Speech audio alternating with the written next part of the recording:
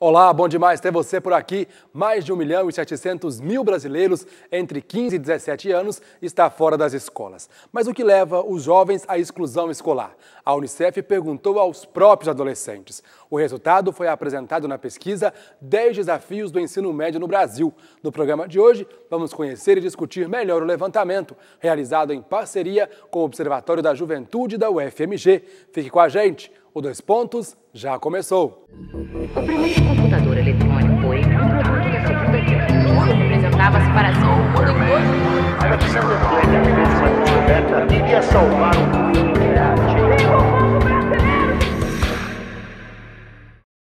Nós recebemos Lecínia Maria Correia, professora da Faculdade de Educação da UFMG, coordenadora do Observatório da Juventude da Universidade e também do Pacto Nacional pelo Fortalecimento do Ensino Médio. Convidamos também Mário Volpe, representante da Unicef. Bom, nós convidamos, eles aceitaram o nosso convite. Muito obrigado, viu, pela presença de vocês aqui no Dois Pontos. Vamos começar então explicando para o público que pesquisa é essa, como que ela se deu, quanto tempo durou, quais foram os jovens, né? Quem foram os jovens entrevistados, quantos jovens? Essa pesquisa começou em 2013, quando o Unicef, globalmente, fez um estudo sobre exclusão escolar e identificou que nessa faixa de 15 a 17 anos havia um grande número de adolescentes e jovens fora da escola. Então, uma pesquisa global do Unicef no Brasil, na Turquia, na Indonésia e no México definiu as bases para se fazer uma escuta dos adolescentes, especialmente daqueles que estão fora da escola, para saber por que eles estão fora da escola. Então, no Brasil, nós organizamos 26 grupos focais, né? Cada grupo focal tinha entre 10 e 15 adolescentes, e esse grupo ele começou a levantar as histórias desses adolescentes para saber por que eles haviam abandonado a escola e o que a escola precisava ter para eles retornarem à escola. Então, com base nesse diálogo que foi feito com os adolescentes, nós fizemos em 8 capitais brasileiras e pegamos também uma cidade pequena do interior para ter também uma visão, né, de uma cidade menor. E nesse diálogo com os adolescentes, então, surgiram esses 10 desafios que nós organizamos como uma forma de trazer para o debate sobre o ensino médio o cotidiano da escola. O que acontece lá no dia a dia da escola? Porque muitas vezes o debate está centrado nas grandes políticas, nas diretrizes, no financiamento, na organização curricular, mas tem uma coisa acontecendo no dia a dia da escola que também precisa ser levado em conta quando se discute educação e especialmente quando se discute ensino médio. Vamos falar muito sobre esses 10 desafios durante o programa, mas antes a gente queria saber qual que é a participação da UFMG nesse levantamento. Bem, o Observatório da Juventude foi, na verdade, foi a partir mesmo de uma conversa, né, de um contato feito pelo Unicef, no momento em que eles estavam, como o Mário acabou de dizer, estavam discutindo como seria feita a pesquisa no Brasil, como seria essa escuta no Brasil, nos chegou, então, nessa proposta do Unicef, através do Mário Volpe. Acredito que pelo fato de que o Observatório tem, digamos, nós construímos ao longo de 10 anos, né, uma trajetória de escuta, né, de pesquisas nas quais nós investimos muito na escuta dos sujeitos, né, e na escuta dos sujeitos jovens, né, tentando compreender qual o sentido que eles e elas dão para a escola, para a escolarização, para a relação com os pares, para a própria vida, ou seja, os mais variados temas, né, que estão focados na vida juvenil, a gente tem um pouco, nós temos, nossas pesquisas têm permeado esses temas. E esse convite do Unicef nos chegou numa boa hora, em que a gente também nós estamos com um investimento, né, forte mesmo nessa questão da escolarização, do ensino médio, né, tentando entender justamente como é que é essa passagem, como é que é os jovens que estão no terceiro ciclo, que nós entendemos que é um ciclo importante do ponto de vista da continuidade dos estudos, ou seja, a finalização do fundamental tem uma relação muito direta com a entrada no ensino médio, além de outras variáveis. Então, nós entramos nessa onda aí de fazer essa pesquisa, essa colaboração, nesse trabalho juntamente com a Unicef. Agora, esse levantamento se debruçou sobre A exclusão, né? Mas como é que a gente pode conceituar a exclusão no ensino médio? É só quando o aluno abandona a sala de aula? Nós tentamos identificar diferentes formas, né? Nós temos aquela mais visível, que é o abandono da sala de aula, mas tem também aquele adolescente que tenta, e ele é reprovado, né? Que já tem até um nome na escola, que é o multirrepetente, né?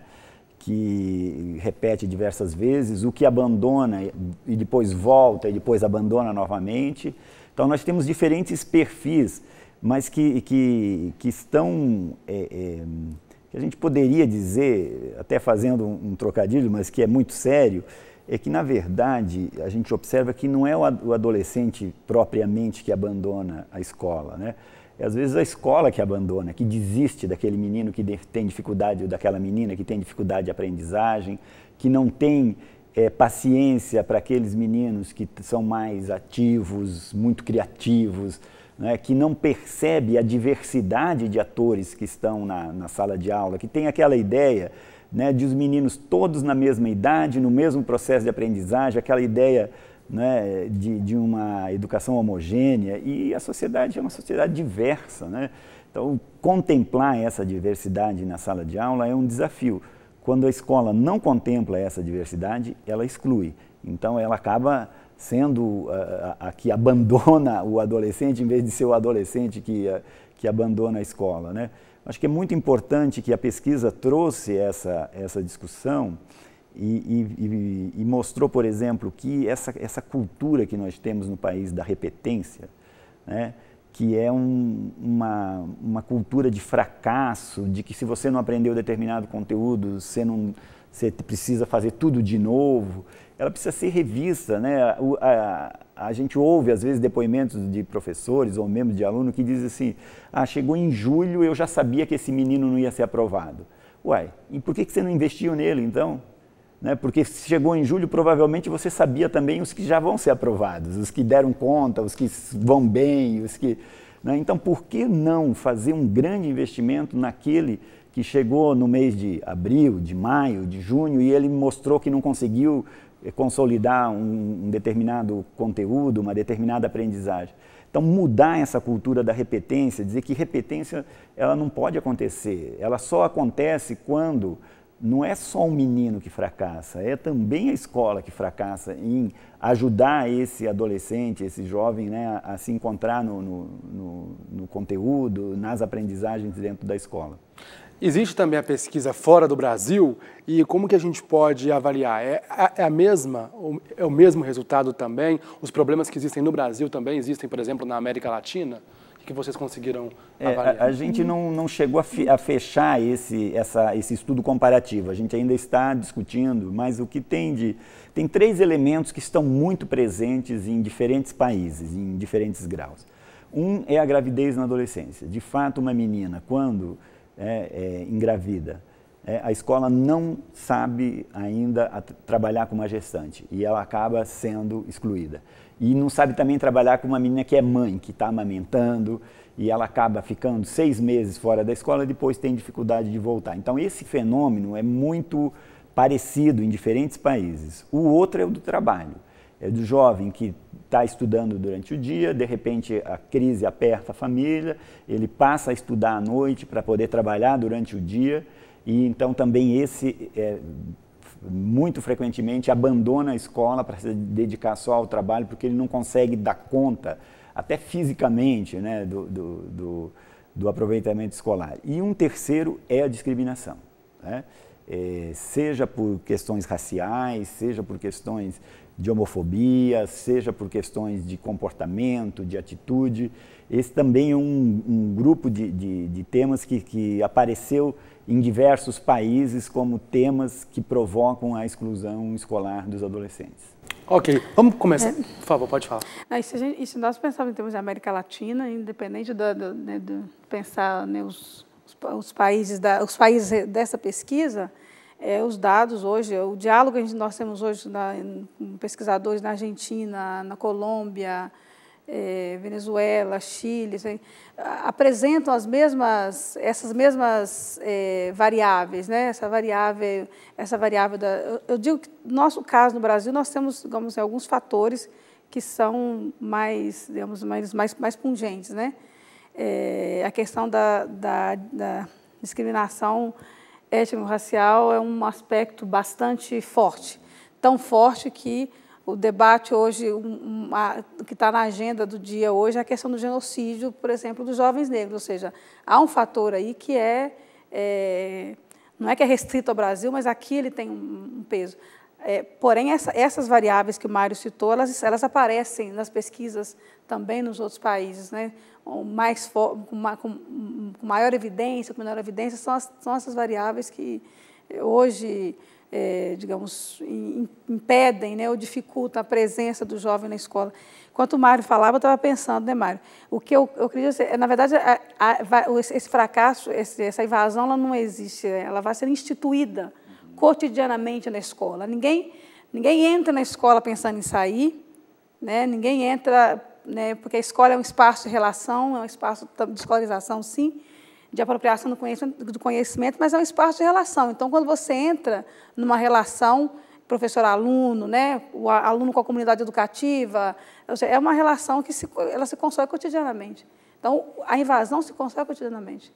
Nós temos uma grande parte de jovens que entram e não ficam, né, e não ficam por causa dessas questões que o Mário aponta aí, essas 3 principais variáveis, né, que é a questão da gravidez para as meninas, né, de gênero, tem um aspecto de gênero muito forte.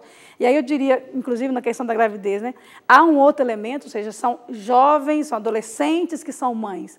Então, também, ou seja, já para nós, né, aos 30, 40, lidar com a rotina da maternidade, conciliar a maternidade com outros elementos, não é uma tarefa simples, né, da gente gerenciar. Imagine, né, para quem está aí aos 15, 16 anos, ter que conciliar, né, toda uma, né, escola, filho, estudo e família. Pois é. Vamos começar, então, a pontuar esses 10 desafios, né, que a Unicef propõe. Eu vou começar já com esse sobre a questão da repetência, que o Mário até se adiantou um pouco sobre isso.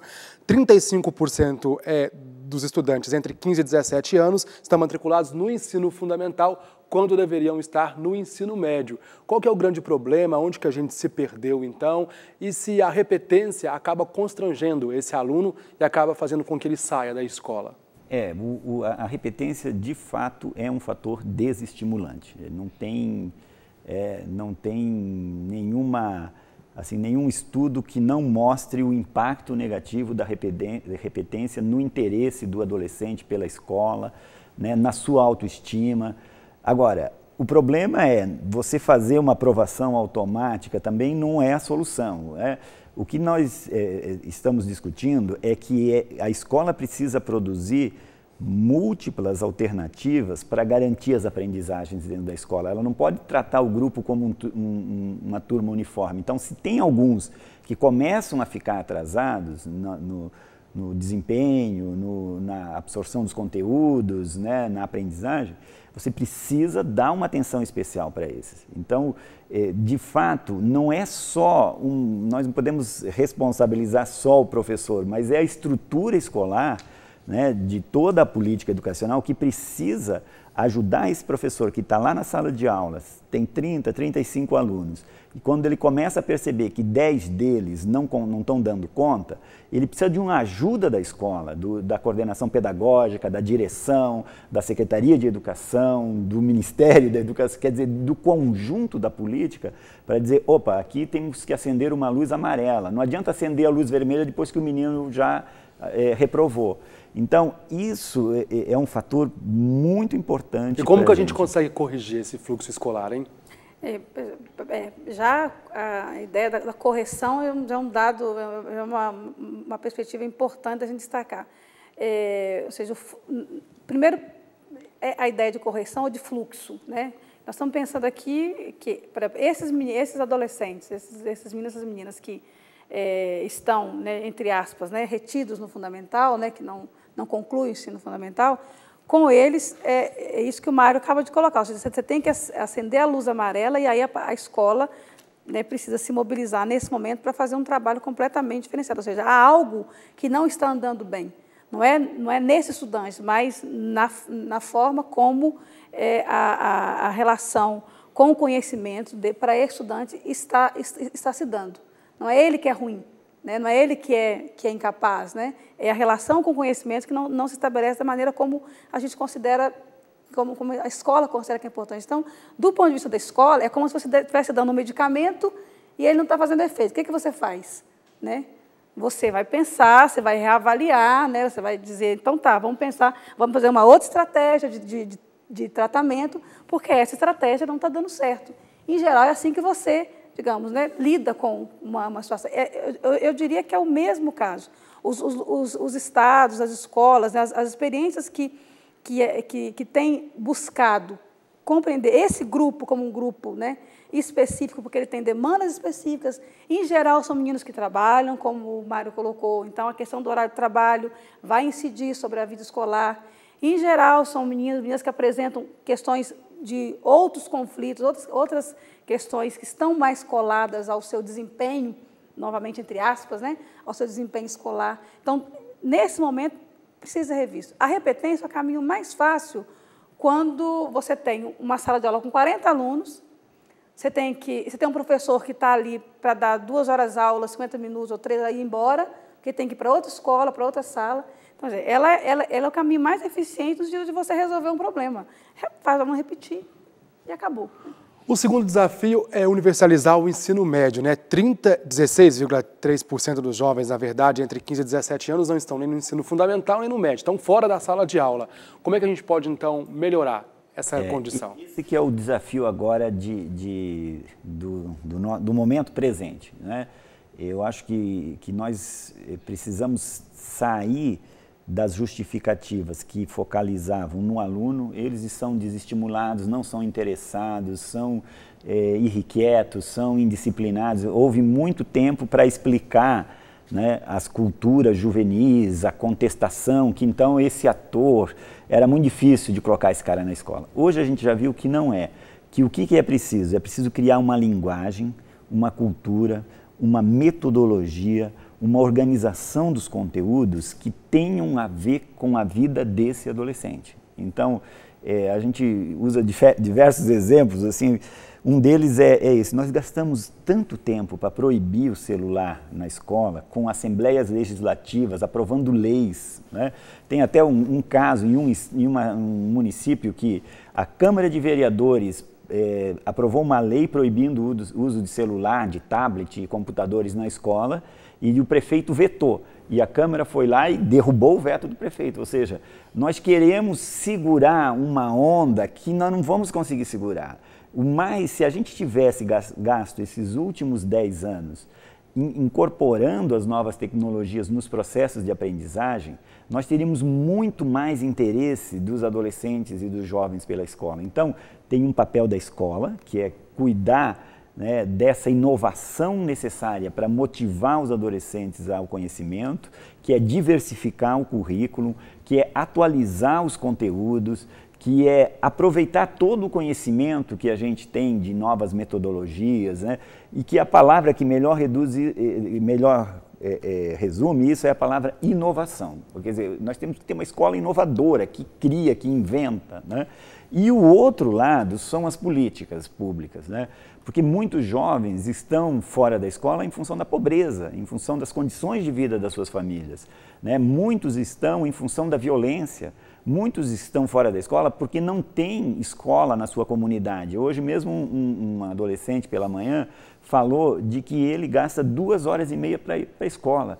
Ou seja, se ele gasta 2 horas e meia para ir, mais 2 horas e meia para voltar, esse adolescente está gastando a vida dele 5 horas por dia só para chegar na escola. Quer dizer, nós precisamos botar uma escola nessa comunidade, nós precisamos chegar onde os adolescentes estão. Então, tem um papel da escola de ser mais criativa, mais inovadora, mas tem um papel da política pública de criar as condições para que esse jovem chegue na escola. E a inovadora, eu diria também no sentido dos tempos escolares, né, de organizar tempos escolares, e pensar, considerando essa diversidade de jovens. e as diversidades também, né, que eles carregam, né, de tempos, né, que eles vivem, né. A escola hoje tem um tempo ainda muito conformado, né, a uma determinada lógica, que em geral é a lógica nossa, né, dos professores, a lógica dos adultos, a lógica que a escola considera melhor, é melhor funcionar assim, nesse horário, com essa carga horária, né, ou seja, é toda uma estrutura que ingesta essas possibilidades de apropriação do saber na escola. Quando você fala, por exemplo, da tecnologia, ou seja, é preciso incorporar a nova tecnologia, mas a própria tecnologia hoje lida com uma noção de tempo que não é a noção de tempo que nós lidávamos até então, né? Do tempo estático, dos 50 minutos, né? Então, a aula de 50 minutos, né, para você pensar na utilização de redes sociais ou de outras, né, outras inovações tecnológicas, ela já não dá conta. Então, você tem também uma ideia do redesenho da escola, né, do redesenho, seja do currículo, como dessa ideia dos tempos escolares, da organização espacial, né? A escola não é a sala de aula, tá? Há espaços que os jovens utilizam e que a escola muitas vezes desconsidera como espaços de aprendizagem, ou eles não existem muitas vezes, né, na própria escola, a dimensão da escola. Tem um aspecto que a gente sentiu muito na pesquisa, quando a gente fez a pesquisa, quando a gente estava buscando fazer os grupos focais com os jovens, os adolescentes que concluíram o fundamental, né, e não estão no ensino médio, é o grupo mais difícil, foi o grupo mais difícil de conseguir estabelecer o contato para a pesquisa. Porque é isso, são jovens que já estão, né, tem a questão do trabalho, estão no mercado de trabalho, então eles não tinham, a gente não conseguia localizar esses jovens com o tempo, né, localizar, mas não, você não conseguia tê-los com tempo para reunir um grupo, que era um grupo focal, para fazer a pesquisa.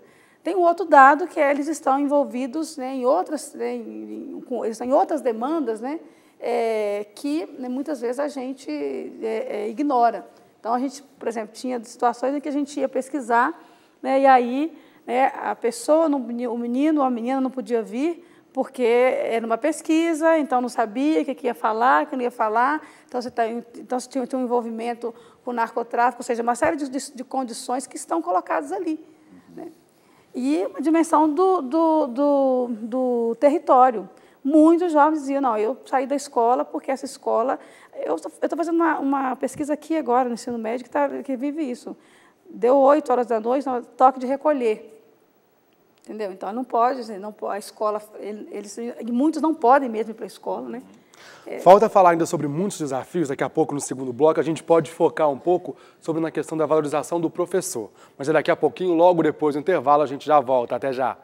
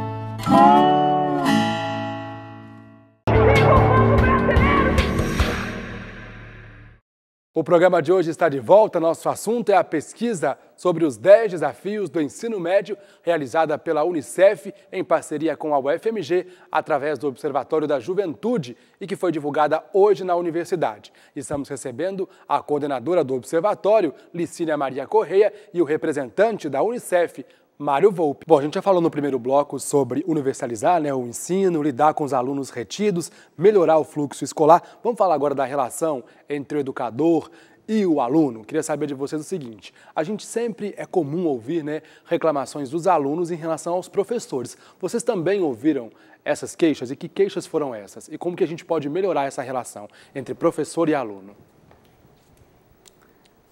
Bom, bom, isso tocou no meu tendão de Aquiles, né?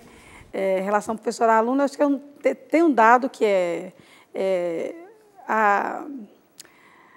digamos assim, o que tá no coração da docência é essa relação professor-aluno. Digamos, mais do que ser um professor competente do ponto de vista dos conteúdos curriculares, é preciso ser alguém atento e é capaz de estabelecer uma relação de diálogo com os estudantes.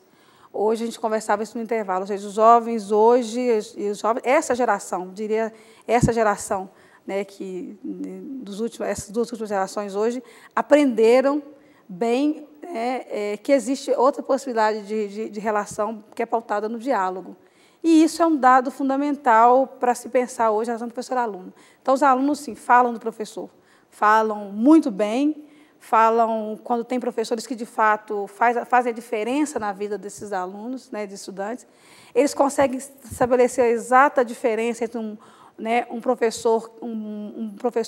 bom professor do ponto de vista de ser um bom docente, que sabe ensinar determinados conteúdos curriculares, mas também sabe a diferença entre um professor que sabe estabelecer relação com eles, né, com eles e com elas, ou seja, que sabe ouvi-los, sabe dialogar, que está atento às dúvidas, às queixas, às demandas, aos conflitos que aparecem na sala de aula, que esse é um outro dado importante, né?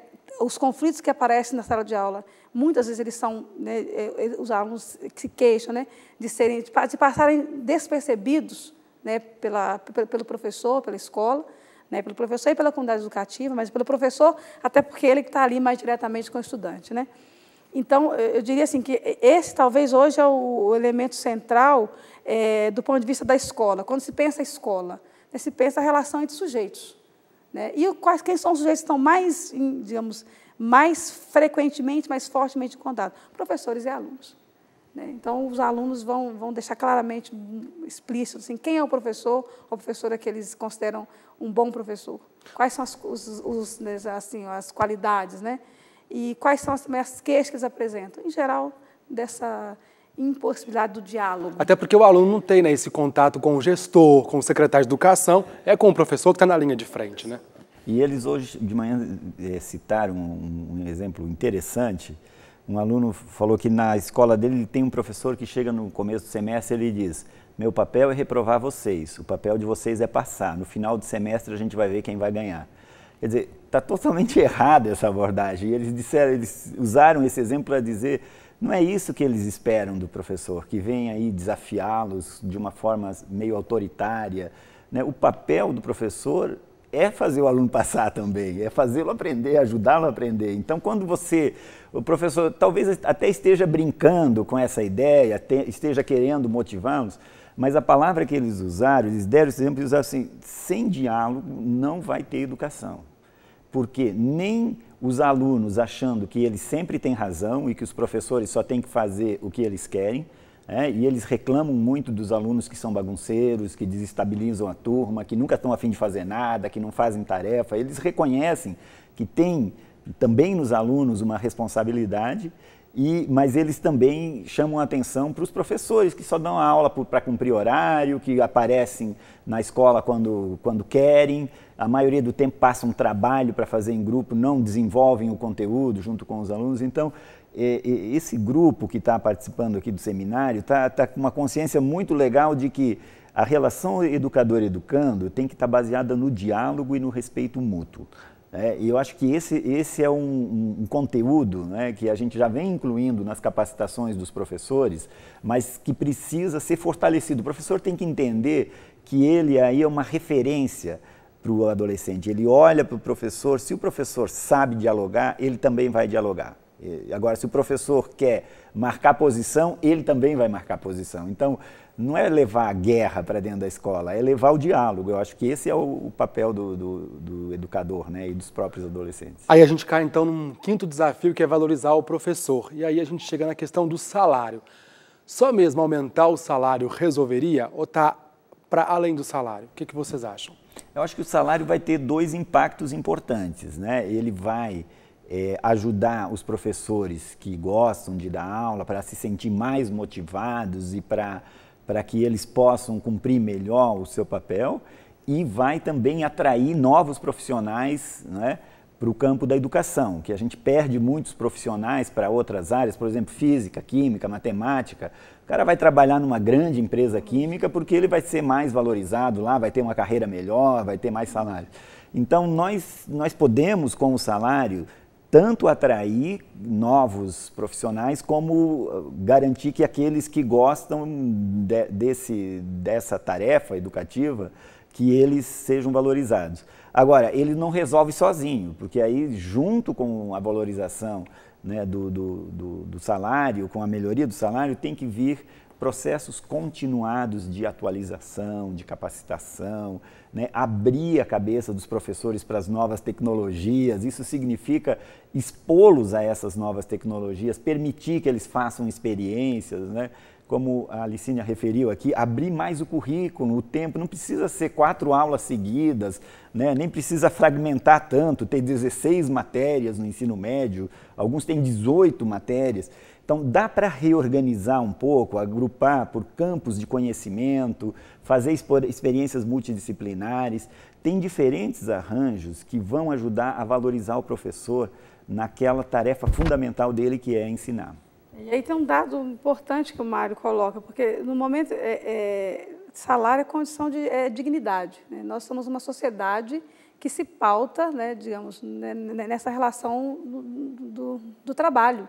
Então, seja, se o professor trabalha, né, ele tem que ter condições dignas de trabalho. O salário é uma referência, hoje, do ponto de vista da dignidade, da sobrevivência. Isso é básico, não se pode pensar em mais nada, entendeu, antes de pensar numa carreira docente. Então, o salário acompanha uma carreira docente. Ou seja, a docência, ela, para além de um dom, de uma vocação, ela é uma carreira, ela é uma profissão.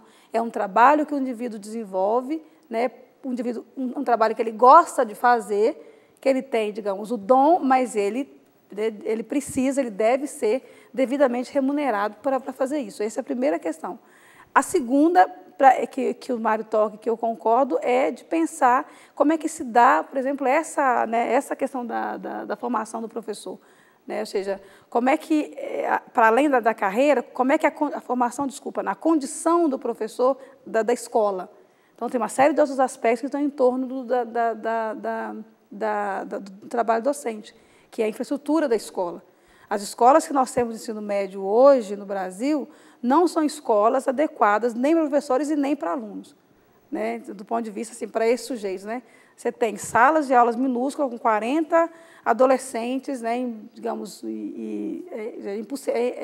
é impossível de você dar conta de circular muitas vezes na sala, né? Então, essas condições têm que ser melhoradas. Um outro aspecto que eu considero importante, se a gente fala em escola de tempo integral, a gente nunca discute por que um professor não pode estar o tempo todo numa única escola. Por que então, o professor não tem que ter um salário que o garanta que ele tenha, de fato, condições de trabalhar 6, 8 horas numa única escola? E aí, de fato, você começa a pensar uma escola, né, uma escola apropriada, né, a um trabalho docente, digamos, mais adequado, né? O sexto desafio é fazer com que a escola possa lidar com as diferenças, né? A gente sempre prega isso, assim, né, de que a gente precisa sempre se atentar para o fato de que as pessoas não são iguais.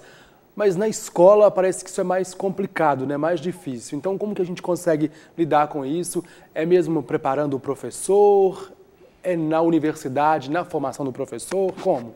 Eu acho que a gente tem que abandonar aquela ideia de que os alunos são todos iguais. Uma vez eu ouvi um professor dizendo que aluno, para mim, não tem cor, não tem sexo, não tem... Para mim, eles são todos iguais.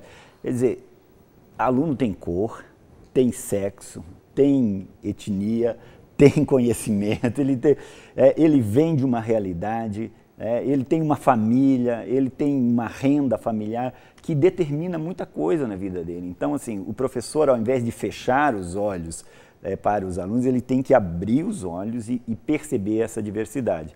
Então, eu vou dar um exemplo. Adolescentes indígenas, por exemplo. Não é possível que a gente não consiga expandir a educação bilíngue no Brasil. Tem que respeitar a língua que essas crianças, que esses adolescentes estão falando nas suas comunidades, nas suas famílias. Isso é um patrimônio cultural do nosso país fantástico. Não é? Nós temos mais de 40 e tantas línguas indígenas no Brasil. Né? Nós precisamos organizar essas línguas, preservá-las. É uma forma de permitir que o país usufrua dessa diversidade. Faz bem para o país ter esse conhecimento tradicional, ancestral dos povos indígenas no Brasil. Né? A história africana, por exemplo, faz muito pouco tempo que tivemos que criar uma lei para obrigar o ensino da história africana na escola, porque uma criança negra ia para a escola, todo mundo é branco nos livros. Né? Agora, finalmente, os livros didáticos estão criando uma identidade. Aí diz, mas as crianças negras, elas têm menos escolaridades que as demais, como se elas não conseguissem aprender. Óbvio, elas estão expostas ali a um modelo de conhecimento, de imagens, de mitos, de reis e de rainhas que não tem nada a ver com a cultura, com a herança dela, com a sua, né, com o seu conhecimento, com a sua autoimagem. Então, eu acho que nós precisamos fazer essa ruptura. Eu acho que esse desafio é muito grande. Né? O país não é um país homogêneo, o país é um país rico, diverso. Nós precisamos levar essa diversidade para dentro da sala de aula. Na mesma linha, pensa os estudantes, né, os jovens do campo, adolescentes do campo, quilombola, ou seja, tempos escolares completamente diversos do que a gente tem hoje. Né? Nós acabamos com, nos anos 90, acabamos com a educação nas escolas de ensino médio, por exemplo, e fundamental, né, no campo, né? Concentrou escolas, criou-se um conjunto de comunidades rurais em uma única escola, e aí tem um problema do deslocamento dessas crianças e jovens até lá. Então, você tem algumas questões que estão ligadas à diversidade, que tem a ver com as condições temporais mesmo, ou seja, daquela realidade lá. Tem a questão dos jovens quilombola, né, das escolas, né, que estão em comunidades quilombolas, ou que não estão, né, a falta de escolas nas comunidades, e aí mais difícil ainda de você garantir isso que o Mário está dizendo, ou seja, né, uma educação que de fato valorize. Mas você tem o caso também da própria, de outras questões étnico-raciais que perpassam a vida, o nosso cotidiano. Né? As questões de gênero hoje, étnico-raciais, de sexualidade em relação à homofobia, à lesbofobia, tudo isso, isso são questões que estão lá na escola. Não que não estão na família, mas o momento de construção identitária do sujeito é o momento em que eles estão sendo escolarizados. Então, um professor que diz isso, por exemplo, né, para mim, um aluno não tem cor, não tem raça, não tem sexo, né? Ou seja, uma adolescente, né, uma menina, né, que menstrua todo mês, né, que tem TPM todo mês, ela é desconsiderada numa condição muito peculiar, biológica, inclusive. Não dá para dizer que isso não faz diferença. Faz diferença para ir ao banheiro, faz diferença, inclusive, para as idas ao banheiro, o tipo de banheiro que tem na escola. Como que a gente desconsidera isso, né? Então, e aí, isso é todos os aspectos, né, que estão colocados hoje em relação à diversidade. E essa intolerância acaba gerando, então, bullying, preconceito, violência, é outro desafio, né? O 7º desafio, enfrentar isso. Como que a gente pode enfrentar, então? Eu acho que essa coisa de uma escola plural, né? Eu acho que tem um tema que você já referiu, que é a formação dos professores, quer dizer, eu tenho que estar preparado para chegar numa sala de aula e encontrar um público diverso. Então, o meu material didático, as atividades que eu vou propor para os meninos, já tem que ajudar esses meninos a conviverem com essa diversidade. Então, eu tenho que estar atento para ver se eu não vou reforçar alguns estigmas. Eu, por exemplo, tenho professores que às vezes, né, querem ser legais, que botam apelidos nos meninos, nas meninas. Quer dizer, isso pode ser legal se você colocar um apelido que valorize uma qualidade do menino, mas se você põe um apelido que ele vai gerar um constrangimento, né, ele vira bullying. Então, algumas pessoas às vezes criticam essa expressão, tudo bem que a gente se apropriou de uma expressão da língua estrangeira, e dizem que quando, na nossa infância, todo mundo era xingado e a gente não tinha esse negócio de bullying e agora tem. Quando nós éramos crianças, muita gente abandonou a escola, muita gente sofreu, muita gente teve sofrimento psicológico prolongado em função da sua cor, de ser gordinho ou ser magrinho, né, de jogar bem mal ou mal o futebol, de ir bem ou ir mal na escola. Então, o que nós precisamos é criar um ambiente na escola que seja um ambiente acolhedor para todos. E isso tem 3 atores muito importantes aí. O diretor da escola, que tem o papel de juntar a sua equipe para refletir sobre isso, a coordenação pedagógica, que tem que criar os instrumentos para os professores promoverem a diversidade, e o próprio professor. E aí eu diria uma coisa que é fundamental, que a gente que é uma cultura, é uma mudança da nossa cultura mesmo, assim, no nosso modus operandi, né, de brasileiros, que é a exposição dos conflitos. Nós tendemos a não manifestar os conflitos. Então, o problema do conflito étnico-racial no Brasil é isso. Nós ficamos, né, durante séculos negando e fingindo uma democracia racial. Né, e os conflitos estavam aí, né, eles foram subsumidos nisso. Né, e a escola é um lugar, eu diria assim, é um lugar privilegiado, inclusive. É um lugar fantástico de exposição de conflitos. Agora, é isso, uma vez que você expõe um conflito, você tem que ter pessoas, professores, né, um grupo, uma comunidade educativa, com condições de lidar com o conflito. Então, o menino xingou, né, alguém xingou o menino de buiú, de neguinho, sei lá, é preciso que a escola se mobilize para aquilo. E se mobilize de um modo diferente do que nós estamos habituados, menos moralista, menos moralizante, né, e mais educativo. A gente a nossa mobilização foi aquela de, mas somos todos filhos de Deus. Né? Ou seja, isso não resolve o problema do menino que foi xingado. É o que ele disse. Aliás, eu queria convidar essa pessoa que disse que não tem para ir voltar na escola que eu estudei há 30 anos atrás, na minha infância, né? E me lembrar, assim, e se lembrar da rainha da primavera, quem que era, né? Da menina mais querida da escola. Então, assim, ou seja, dos meninos... Essa pessoa não via, essas pessoas que dizem isso, que não tem bullying, né, não viveram no mesmo país que eu.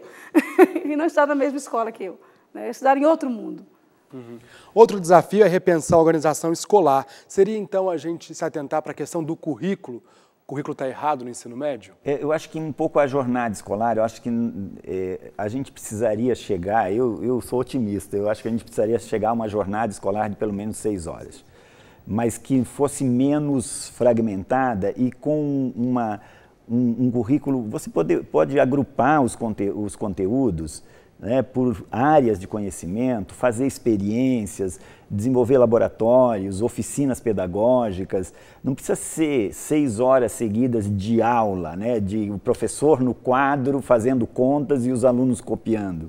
Eu acho que essa reorganização já tem muitas experiências no Brasil. O Ministério da Educação desenvolveu um programa chamado Ensino Médio Inovador, né? Tem muitas escolas aderiram, eles receberam recursos exatamente para inovar, para ver assim, o que a gente pode fazer de diferente na escola que vai permitir melhorar a aprendizagem dos alunos e vai fazer com que essa escola seja atrativa. Então, Olimpíadas do Conhecimento, Olimpíadas de Matemática, Olimpíadas da Língua Portuguesa, exercícios, a mistura de exercícios físicos, da educação física com aprendizagem de música, de matemática. Então, quando a gente está falando desse rearranjo da escola, não é para ter uma nova fórmula, né? Mas é para quebrar um pouquinho essa fórmula de matéria, horário, né? Disciplina, horário e intervalo, tarefas, casa, volta para a escola. Não, é tentar fazer essa dinâmica que é a vida do adolescente, contaminar a escola, é ser uma escola um pouquinho, eu até ouso dizer, para o terror dos professores, uma escola um pouquinho mais bagunçada, assim, no bom sentido, não é? Uma escola que você chegue ali e diz, o que vai rolar agora? Agora vai rolar um teatro onde a gente vai discutir língua portuguesa a partir de personagens. Ou seja, era mudar os métodos e também tentar tornar a escola mais atrativa. Exato. Eu diria o seguinte, eu acho que eu não defendo o currículo máximo, porque eu penso o contrário, acho que menos é mais. Ou seja, as áreas de conhecimento hoje que o Mário acabou de falar, elas conseguem dar conta de agrupar os conhecimentos. E as pessoas falam, mas é bom, 18, 16 matérias, Não, os países, e aí eu até gosto de jogar de vez em quando alguns dados, assim, porque os países que estão dando certo, ensino médio, indo bem, a China, lá, Xangai, por exemplo, né, que hoje é a referência em ensino médio, tem 4 matérias, 4 conteúdos. Quer dizer, o que nós estamos querendo? Né? Se a gente gosta muito de comparar o nosso país com os outros, dizer, porque lá está melhor a educação do ensino médio. Ok, lá só tem 4 conteúdos. Então, nós já estamos mal por achar que quanto mais disciplina, né, melhor vai ser o ensino. Não. Quanto mais tempo, e aí eu concordo com o Mário, ou seja, quanto mais tempo formativo na escola, melhor, né, se dará a apropriação do conhecimento, tanto para o professor quanto para o aluno. Agora, esse tempo tem que ser também repensado. Né? Não dá para ser um tempo assim, né? O mesmo, ou seja, mais do mesmo. Exatamente. Né? Como diz o Miguel Arroio, né? Uhum. O 9º desafio é criar uma identidade para o ensino médio. Queria saber, então, o que seria isso? O ensino médio brasileiro não tem uma identidade? A imagem que eu gostaria que fosse a identidade do ensino médio são esses 80 adolescentes e jovens que estão participando aqui. Essa é a identidade. A identidade não pode ser gerada de fora para dentro, ela tem que ser gerada dentro da escola. Quem está na escola, né? São esses garotos pretos, brancos, com cabelo enrolado, com óculos, sem óculos. Então, quando a gente está falando da identidade, é um pouco assim, para que serve esse? É para desenvolver o conhecimento daquele público, né?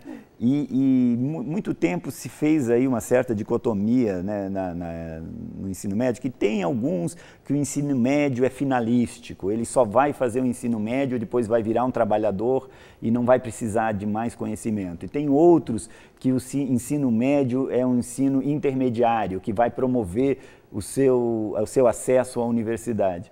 Quer dizer, não é nenhuma coisa nem outra. O ensino médio a identidade dele precisa ser o que uma pessoa precisa aprender nessa fase da vida. Né? O que uma pessoa entre 15 e 17 anos, quais são os conteúdos que ele precisa dominar, quais são as habilidades que ele precisa desenvolver para ser feliz na vida. Não importa se ele vai para a universidade, mas se ele quer ir para a universidade, esse conhecimento tem que dar conta de dar acesso à universidade. Não importa se ele quer ser um empreendedor individual, se ele quer ser um trabalhador que não quer mais estudar, porque estudar não é a dele, mas esse ensino médio tem que ter uma identidade própria para aquela fase da vida. Então, quando a gente está dizendo a identidade do ensino médio, é uma produção a partir de dentro da escola. Eu li que um dos argumentos das mães de alguns deles é de que eles vão estudando, poderem se dar bem no futuro, né? Mas acaba ficando muito distante para eles essa questão de estudar agora para poder receber isso no futuro, quando a gente tem que estimular agora, no presente, né, os ganhos. Até porque a ideia de futuro, né, para essa geração é muito diferente da nossa, né? Futuro é agora, né? O futuro é esse momento. A gente também é um outro aspecto que muda muito quando a gente pensa no ensino médio. O ensino médio não é preparar para a vida, porque a vida já é, né? Já estou nela, né? Já estou vivendo. Então não preparo para a vida, né? Enquanto vivo, né? Eu estou, né, aprendendo mais, eu estou conhecendo mais. E é isso que o Mário falou. Eu diria que talvez a ideia da formação humana integral, ela seria, digamos, o grande mote para a gente pensar hoje o ensino médio. Primeiro tira aquela ideia de que uns vão para aqui, outros vão para lá. Não, eu vou para onde eu quero. Então, quando eu tenho uma formação humana integral, né, eu posso escolher. A grande questão hoje é a possibilidade de escolha. Ou seja, é mudar aquela ideia de que vai preparar uns para ir para a universidade e outros para o mercado de trabalho. Não. Por que um estudante de classe média alta não pode ir para o mercado de trabalho ou vice-versa? Né? Ou seja, por que tem que ser sempre a ideia de que esse mercado de trabalho e esses vão continuar os estudos? Então, acho que isso é um aspecto que tem que ser gerado. E o outro, que acho que o Mário também ilustra muito bem na fala dos meninos, ou seja, esses meninos são o ensino médio. Isso. Hoje, eu adorei o mote deles hoje, né? Eu sou o ensino médio. O ensino médio não é o outro aqui, não, sou eu. Né? Para terminar, vamos falar um pouquinho sobre os investimentos, né, que é, na verdade, o último desafio, mas extremamente importante, a questão do investimento na educação brasileira. E é bem isso, investimento, né? Muita gente acaba associando como gasto, mas, na verdade, é de se investir nos alunos. Eu acho que se conseguir um consenso no Plano Nacional de Educação de que o Brasil precisa chegar a investir 10% do PIB na educação. Então, esse foi um horizonte de chegada, se estabeleceu uma meta E ele vem um pouco para enfrentar um determinado discurso que dizia que tinha muito dinheiro na educação, só que esse dinheiro era mal aplicado. É verdade, tem dinheiro na educação, e em alguns aspectos é mal aplicado, mas não é só isso. Isso é um pedaço do problema, aplicar melhor o recurso existente, mas para a gente atender esses 10,5 milhões de adolescentes de 15 a 17 anos, se todos eles estiverem no ensino médio, vai precisar de mais dinheiro, não tem saída. Então, a gente sempre, né, quando debate publicamente esse tema, a gente sempre ouve as pessoas que são muito otimistas e que às vezes chegam a quase ser irresponsáveis de dizer é fácil resolver o problema da educação, é só administrar melhor os recursos existentes. Não, o problema da educação é um tema complicado, precisa melhorar o investimento dos recursos existentes, precisa ampliar os investimentos e precisa especialmente ter metas claras e horizontes bem definidos. Eu acho que o Plano Nacional de Educação conseguiu ser um consenso entre a posição do governo, da sociedade civil, das universidades, do Congresso Nacional, dos diferentes atores, e ele posicionou esse horizonte. Vamos investir 10% do nosso PIB na educação brasileira para dar um salto de qualidade. Então, acho que tem uma bandeira muito importante e na qual nós, do Unicef, temos muito entusiasmo de ajudar o país a conseguir chegar nesse objetivo, que eu acho que ele vai consolidar uma prioridade para a educação que, por enquanto, está no discurso. Quando ela chegar no orçamento, de fato, ela vai ser uma prioridade. Ok, para encerrar, eu queria então que vocês dissessem um pouco sobre do que ouviram, né, nesse seminário, nessa divulgação dessa pesquisa hoje pela manhã aqui na UFMG, desses alunos, assim, para poder resumir mesmo, o que de fato eles querem, o que a gente pode fazer, o que é, na verdade, uma proposta, digamos, universal em meio a tantos desafios. Por gentileza, só para terminar. Eu ouvi duas frases interessantes de dois outros, quer dizer, eu ouvi muitas frases interessantes, mas duas aqui para referir. Um deles é que tem uma menina que falou, olha, a coisa mais legal é quando eu acordo de manhã e eu digo, que bom que tem uma escola para eu ir. Então, eu gostaria que todos os adolescentes pudessem dizer isso que essa menina me falou de manhã, que ela gosta de acordar de manhã e saber que ela tem uma escola legal para ir. E uma outra frase também, uma conversa com um menino que ele falou, eu não vou desistir da escola, não é? Mas eu espero que a escola não desista de mim. Eu achei legal, ele fez um trocadilho meio brincando, mas ele falou, eu espero que a escola não desista de mim, porque está difícil, né? Então eu acho que essas duas, tanto esse entusiasmo que tem quando você tem uma escola legal, quanto essa desconfiança, né, precisam ser colocadas no debate para a gente assumir nosso papel de garantir educação de qualidade para todos. Licínia. Eu gostei muito hoje da intervenção que os adolescentes fizeram hoje lá no seminário, foi muito bacana, digamos assim, já de cara dando o tom, né, para a primeira mesa, o tom no sentido de mostrar que eles sabem a que vieram, né, ou seja, aquela ideia de que vamos formar a consciência dos jovens, nós não precisamos formar a consciência, eles já têm consciência, né, do que eles são, do potencial que eles têm e do que querem. Né, eles querem uma escola, eles querem, né, uma boa escola, eles querem um processo educativos mais dialógicos, mais abertos, e isso ficou muito evidente na fala dos jovens hoje, né? E estão muito antenados, né? Estão muito antenados com a sociedade, com os problemas que estão acontecendo hoje no mundo, né? Ou seja, aquela ideia, aquela falsa ideia que se tem se colocado de que os jovens de hoje não estão nem aí, de que porque os jovens não querem saber de mais nada, não. Né? Eu acho que isso é uma falácia. E, para mim, inclusive, isso é usado, né, até mesmo para esconder, né, o potencial que eles têm hoje, né, e que nós não somos capazes de lidar com ele. O potencial que eles são hoje, eles mostraram hoje para a gente no seminário. A cada questão, por exemplo, na hora de sentar lá, sentou todo mundo, cadê nossas cadeiras? Né? Tinha cadeira para todo mundo sentar e não tinha para jovens. Eles falaram, olha, a gente também quer sentar aqui nessa mesa com vocês. Vocês nos convidaram.